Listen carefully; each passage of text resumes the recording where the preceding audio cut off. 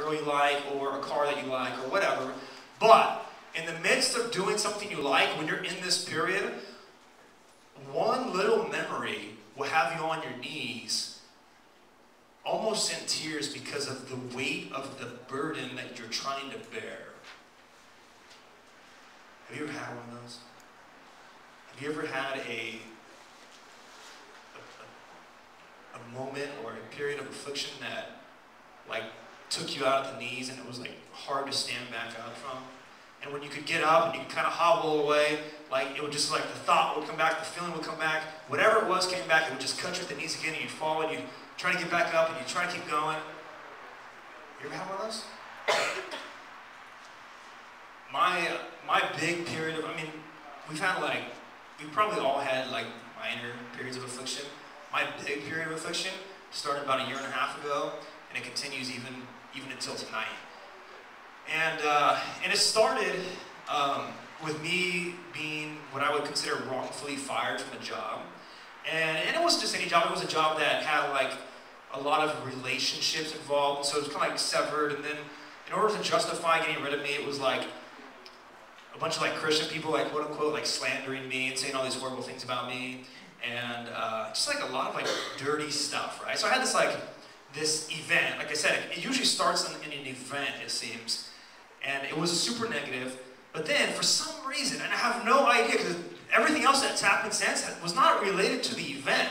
So I have the event, and then I'm like, I'm all bummed out, and I don't have a job, and I'm like, oh, I just lost like 100 good friends, and like now I have no friends because like all my friends were wrapped up in this job, so now I'm like, oh, I have no friends, I have a wife, which is good because we started hanging out a little bit more, because I was like friendless all of a sudden.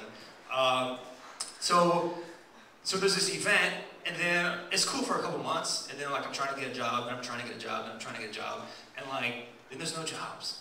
And now, it might just be like this weird economy situation where like there are no jobs, but has anybody been looking for a job and like there are no jobs? Okay, so we kind of know what this, we kind of feel it right now, right?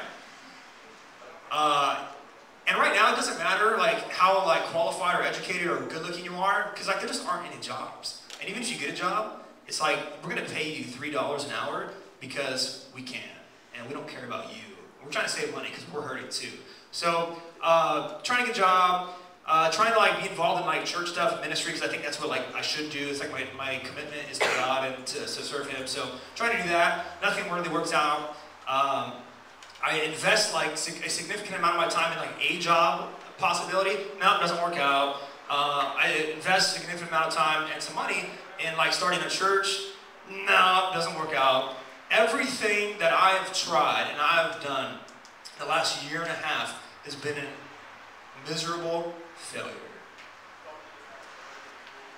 And it's not related to the initial event. I have no idea why this is or how it continues, but I have an initial event that was traumatic and negative and I don't like, and then everything else fails. Have you ever, for some reason, had a period where you were afflicted and you couldn't get out of it? And these periods of affliction, they don't like come and go, like it's you're in it. And there's nothing you can do about it.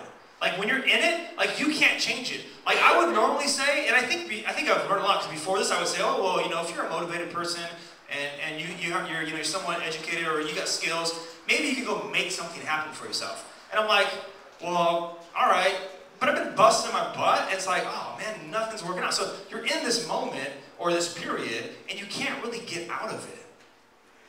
Have you ever spent a day where you just wanted to like crawl in a hole and like not get out? That's what I'm talking about. And you're walking around with this like sinking feeling, like where you're just like getting smaller and smaller, and like you get this something in your gut that's just like, oh man, it's just bad. I don't even know how to describe it. It's just yucky and disgusting. And you feel like, at least for now, nobody wants me, and you're so like, can I use the word depressed? I've never like struggled with like clinical depression. I've never been one of those people. Maybe you have. I know a lot of people struggle with it. But you're depressed. And I'm not one that wants to admit like, well, yeah, I'm depressed. But it's like, there's no other way to say it, but like, I'm depressed. Like my life is not going how I thought it should be going. And it's not even going how I thought God would want it going. It's like almost not even going. It's just kind of like pause. Here I am. I'm breathing. I'm eating. I'm pooping. But it's like totally on a pause. It's a period of affliction that you can't get out of. Let me read something to you. So if you have your Bible, try to find. I'm going to issue a challenge. Tell me if you can find this little obscure book called Lamentations. I'll give you a hint. It's Old Testament status. And, are you there? Oh, dude, Kat cheated. You totally cheated.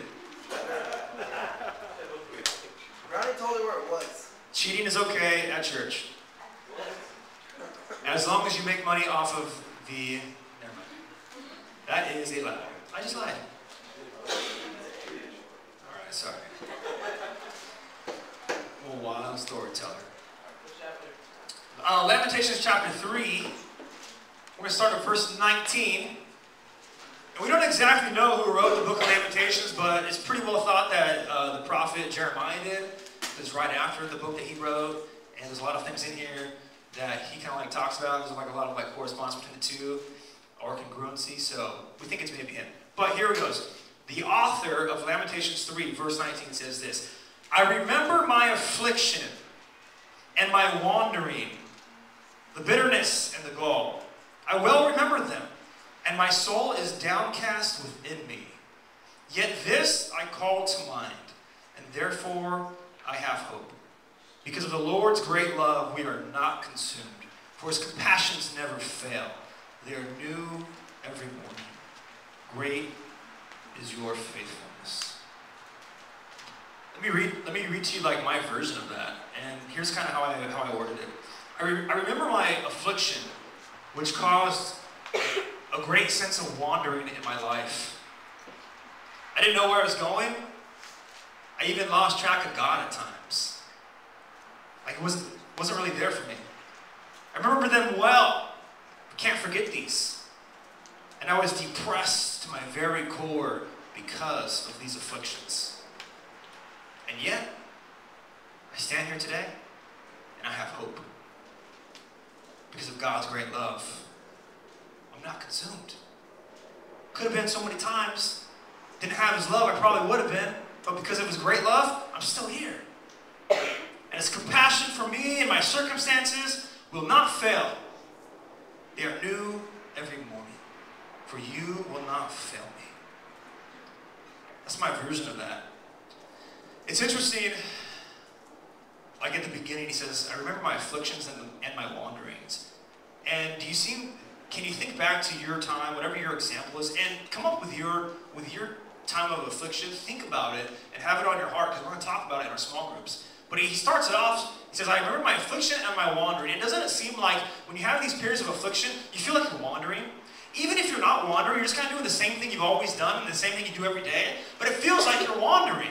It's like nothing's different, but for some reason,